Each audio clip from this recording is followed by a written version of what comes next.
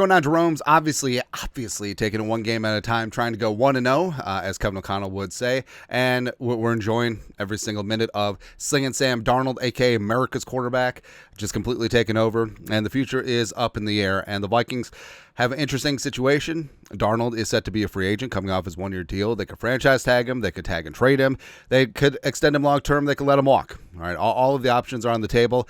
And you do have JJ McCarthy just waiting in the wings. McCarthy, the highest drafted quarterback in team history, number 10 overall. And McCarthy, Kevin O'Connell.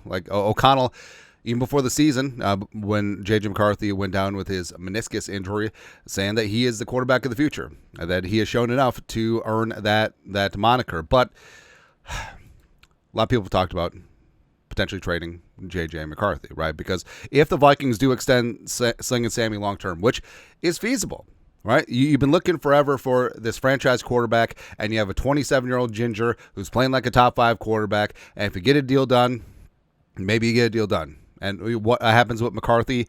Do you trade him because you can sign Daniel Jones to be Darnold's backup, and then Kevin O'Connell could work his magic there, and McCarthy would be a very valuable trade asset, especially given the landscape of this offseason for quarterbacks.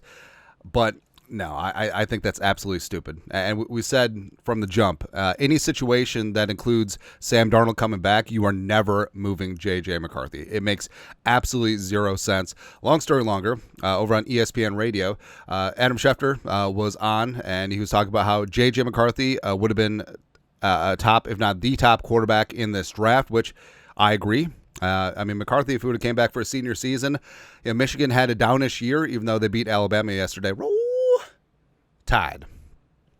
I wonder if McCarthy and Diamond Dallas Turner had a little something on the game. Maybe McCarthy and Will Rackard as well. Who knows? But Schefter also says that teams will be calling the Vikings to inquire about their rookie quarterback this offseason. So first off, I hope if Kwesi answers the phone, what's up? You want to trade for JJ McCarthy? Now, of course, there's a price tag for everything and everyone. If a team offers like 3 first-rounders and Dexter Lawrence, maybe, right? But that's also not going to happen. But Schefter has a point. This quarterback class, for me, it's a 2 QB group. Shedeur Sanders, Cam Ward, I think will be the top 2 quarterbacks off of the board. But also, if you put them in last year's draft class, I think they go 7 and 8 respectively. Or maybe 8 and 7, right? Milroe hasn't declared. Ewers TBD. What happens to him? He might transfer. That's the problem with the draft class right now. Carson Beck. Are you really excited about Carson Beck? Is some team going to make Carson Beck a top 10 pick? Nah. And there's so many damn teams that need a quarterback. And also, if you look at the free agent class, outside of Sam Darnold, there isn't much. Like, are you going to sign Zach Wilson, have him be your savior? At bridge quarterback at best. And also Kirk Cousins and Aaron Rodgers probably going to get cut, so they'll be out there. But are you ready to hand over the keys to the franchise? No. Sam Darnold is the only viable franchise quarterback in free agency, and frankly in the draft as well. I don't think that this is that great of a quarterback draft class, to be honest. And there's so many reasons why McCarthy trade would be stupid. Like the nut low es muy estupido, right? So even if you keep Darnold, 2 quarterbacks are needed. Like Joe Gibbs, famously won 3 Super Bowls with 3 different quarterbacks, none of which were like All-Pro Hall of Fame guys. Heisman get in the Hall of Fame? Doesn't matter. But you need 2 quarterbacks because you can't have one fluke injury knocking down all the wood or alien abduction completely wreck your season. Right? You need to be viable at that spot with at least 2. Preferably more. Plus, McCarthy's only going to be 22 next season.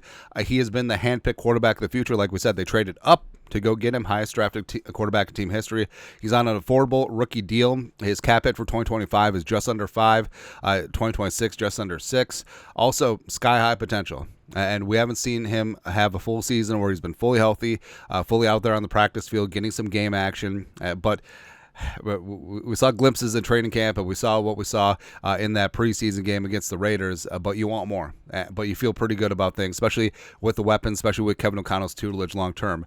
Plus, you're not going to get adequate compensation. Like we said, if say the Giants blow on in here, it's like, all right, 2 first-round picks and Dexter Lawrence. Okay, maybe we can have a conversation. You know what I mean? Or the Raiders like 2 firsts and Max Crosby. Maybe. But I don't think it's going to happen. All right, what we're going to do, you're going to trade McCarthy for a first and like a third?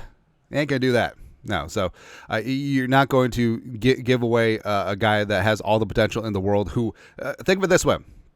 McCarthy would have been the number one pick in this year's draft class. So you're just going to give away the number one pick for a first and a third? Nah. Also, contingency plan for Darnold, because I think Sling and Sammy is going to be good for a long time, right? But what if he's not? What if something happens? What if XYZ happens? You have that backup plan. Also, you can always trade one later. Like, even if you franchise tag Darnold, you can tag him again next offseason, because remember, if you tag and trade, it does not cost you anything on the cap. Yeah, people are ridiculous about that. Franchise tag, it only counts against your salary cap when they sign the franchise tag, and they have no incentive to sign the franchise tag because they want to get traded. All right, but even at 120% raise, you can franchise tag Darnold for 2026 and plan to tag and trade him if you want to go down that route. And if you sign Darnold to a long-term deal, you can still trade him off of that. You're going to take a little bit of a cap hit depending on how large that signing bonus was, but also, you can, like we said, if Darnold proves that he's the guy next year and he's going to be the guy for the future, you can always trade him later, right? And I don't, we have to stop talking about the Brett Favre, Aaron Rodgers, Jordan Love procession. No, ridiculous. Let's talk about Steve Young and Joe Montana. Even though that's not a perfect one-for-one comparison, I prefer it so we don't have to talk about the stupid Packers and give them credit. No, screw that. But, JJ McCarthy, I still think that he has a chance to be that dude. And I'm a huge JJ McCarthy fan, but also I do see the merit of bringing back Sing and Sammy Darnold. If you think that you can win a Super Bowl with him, and especially, this year, it's wide open. Pun intended. But McCarthy, you're not just going to give him away for nothing, and no team's going to trade you 3 first-round picks, which you should demand since, like we said, he would be the number 1 overall pick in this year's draft class. But I still think that he's the future. This is fitting since we're playing Detroit this week, and he is a jackhammer, alpha male, merciless, insatiable. That's what we need to do. So, the idea of trading him, no. Your thoughts are thoughts. Schefter, teams will be calling about a potential JJ McCarthy trade. The Vikings should be like, no. Let us know your thoughts, our thoughts, comment section. You guys know what to do. Skull, production value.